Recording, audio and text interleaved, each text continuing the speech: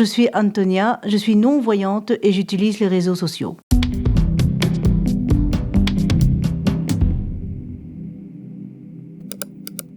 Je suis née malvoyante. Ma maman, elle a fait une toxoplasmose congénitale.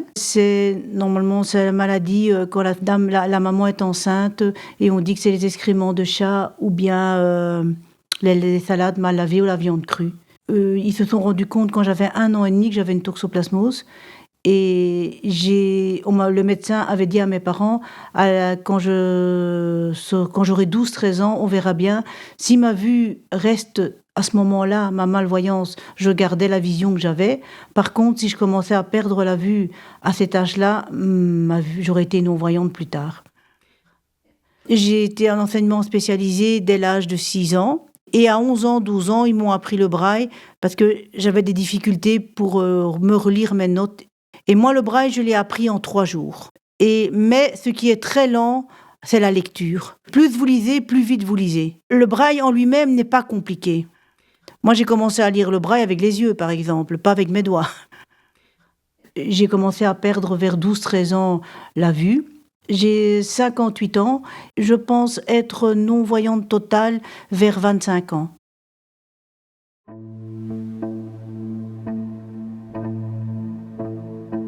Mais ma vision petite était uniquement, je voyais les couleurs, je voyais pas très très bien.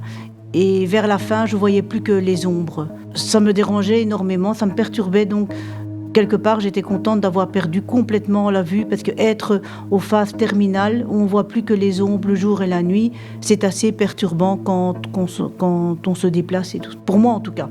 J'ai fait donc les études de secrétariat langue. Puis j'ai fait une formation à la Ligue Braille, 2 ans de secrétariat médical et secrétariat juridique. Et quand j'ai eu terminé à la Ligue Braille, j'ai été bénévole à Oxfam pendant 4 ans, de 90 à 94. Et puis en 94, ils m'ont proposé l'engagement. Donc depuis 1994, je fais l'accueil, le téléphone, les travaux de secrétariat à Oxfam Solidarité. À côté de ça, je suis maman.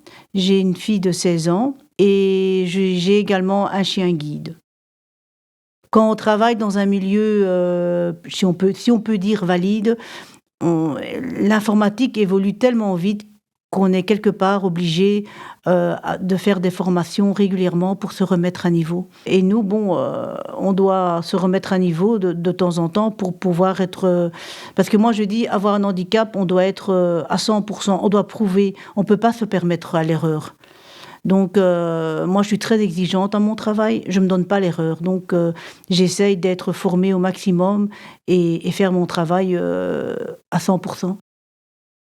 Je fais l'accueil, je fais le téléphone, je reçois les gens. Je dois répondre aux candidatures spontanées des gens, envoyer des lettres. Je m'occupe aussi des sandwichs pour les réunions, le courrier aussi. On doit envoyer, contrôler le courrier qui part du travail. Donc il y a différentes petites tâches assez différentes, au fait, qui demandent pas mal de concentration. Généralement, les mails, je les fais lire par ma synthèse vocale parce que ça va plus vite. On peut lui demander qu'il dise lettre par lettre, on peut lui demander qu'il dise mot par mot, on peut lui demander qu'il lise une phrase entière. Ça, c'est selon le choix du non-voyant. Et quand moi j'écris un mail, là, je contrôle avec ma barrette braille. Vous imaginez une tablette très longue et étroite. Là, il y a une ligne où il y a le curseur de l'écran et quand j'écris au clavier, les caractères braille apparaissent en relief de la tablette. Moi, la mienne de mon travail, elle a 80 caractères. Et donc, je sais voir 80 caractères de la ligne de l'écran. Mais à la maison, par exemple, j'ai aussi une barrette braille et là, j'ai que 20 caractères. Les caractères braille, c'est 6 points. En commençant de gauche à droite, c'est 1, 2, 3, et puis à droite, 4, 5, 6. Et les lettres braille sont représentées par des petits codes. Par exemple, la lettre A, c'est le point 1. La lettre B, c'est le point 1, 2. La lettre E, c'est le point 1, 5. Quand je lis un mail ou un texte en français, je fais lire ma synthèse vocale parce que je suis habituée et ça lit très vite. Moi, j'écoute très vite ma synthèse vocale, donc je le fais accélérer. Quand c'est, par exemple, contrôler un texte que moi j'ai écrit, là, je préfère le lire moi-même en braille. Et quand c'est un texte en néerlandais, également, là, je le lis en braille et je le contrôle en braille aussi. Mon collègue, lui, il ne comprend pas quand mon ordinateur parle au travail. D'abord parce que je le mets tout bas et secondo parce que ça parle très très vite. Parce que moi je suis habituée, on peut paramétrer sans problème. La voix, on sait la régler à la vitesse qu'on veut. Je vais sur Internet sans souci. En tant que non-voyant, on utilise beaucoup les raccourcis clavier qui nous permettent de pouvoir aller sur Internet. Les personnes valides, si on peut appeler les personnes valides, les voyants, eux emploient la souris. Nous, on a tous des raccourcis clavier. Et donc, on va à la même vitesse que les personnes qui voient. Le seul ennui, c'est que nous, avec notre barrette braille, on voit qu'une ligne de l'écran, tandis qu'une personne valide voit tout l'écran. Et c'est cliquer plus facilement à ce qu'il veut. Nous, on doit balayer de haut en bas ou de gauche à droite pour trouver ce qu'on veut. Tous les sites, malheureusement, d'Internet ne sont pas accessibles pour nous. C'est ça qu'on essaie. Je pense qu'il y a une loi qui veut en Europe que les sites deviennent accessibles pour les non-voyants. Nous, il y a des sites, malheureusement, qu'on n'a pas accès. On cherche, mais si c'est des motifs, des dessins, malheureusement, l'ordinateur ne reconnaît pas. Un ordinateur, donc, avec la synthèse vocale et la barrette braille, ne peut lire que du texte, pas les motifs, pas les dessins. Les iPhones pour les non-voyants sont très bien accessibles. Il y a beaucoup d'applications, même certaines applications que moi, je ne sais pas suivre sur Internet. Par exemple, je prends l'exemple de Facebook. Sur l'ordinateur, je n'arrive pas. Par contre, je l'ai sur mon iPhone et là, j'y arrive sans souci. Je sais naviguer dans Facebook, je sais envoyer des messages, je sais lire les notifications et tout sans souci. Il y a certains sites Internet qui est plus facile sur l'iPhone que sur l'ordinateur. Par exemple, l'application Teams, je l'ai sur mon ordinateur par rapport à mon travail, mais je jongle mieux sur mon iPhone qu'à mon travail. Donc, j'ai mon téléphone à mon travail et dès que j'ai une notification sur Teams, je vais le voir d'office sur mon téléphone. Il y a une application que moi j'emploie régulièrement, que je le trouve superbe, c'est Be My Eyes. C'est une application où d'un côté, il y a des bénévoles valides et de l'autre côté, il y a des non-voyants. Chacun s'inscrive sur un site, je suppose, c'est un réseau. Et par exemple, moi, si j'ai besoin de savoir quelque chose, par exemple la péremption d'un produit dans mon frigo ou la couleur de mon pull, je clique sur Be My Eyes, j'ai quelqu'un en ligne et je peux lui poser ma question. La caméra est toujours vers ce que nous on demande. Hein. Et alors il nous dit, toi de la date de péremption, ou bien c'est du jambon, ou bien une fois moi j'ai appelé parce que ma télé ne s'allumait pas.